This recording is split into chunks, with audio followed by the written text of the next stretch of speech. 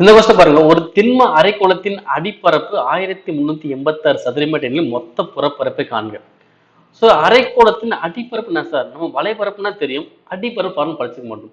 So அரைக்கோளத்தின் அடிப்பரப்புனாலும் சரி, கோளத்தின் அடிப்பரப்புனாலும் சரி, உருளையின் அடிப்பரப்புனாலும் சரி, பூமியின் அடிப்பரப்புனாலும் சரி, ஸோ என்ன பரப்புனா வட்டத்தின் பரப்பு தான் இது. அடிப்பரப்புங்கிறது வட்டத்தின் பரப்பு. அப்ப வட்டத்தின் பரப்பானது பைஆர் ஸ்கொயர். பைஆர் ஸ்கொயர் மதிப்பு 1386. ஓகே, என்ன கொஸ்டின் மொத்த பரப்பு. எதோட மொத்த பரப்பு? அரைக்கோளத்தின் மொத்த பரப்பு. அப்ப அரைக்கோளத்தின் மொத்த பரப்பு ஃபார்முலா 3 ஸ்கொயர். ஓகே, அப்ப எனக்கு பைஆர் ஸ்கொயர் மதிப்பு எவ்வளவுன்னு தெரியும். அப்ப 3 ஸ்கொயர் வரும். அப்ப 3 இன்ட்டு பைஆர் ஸ்கொயர் மதிப்பு 1386. இதை பெருக்கினாலே எப்போதும் ஆன்சர் வந்துடும். இங்க பெருக்குங்க.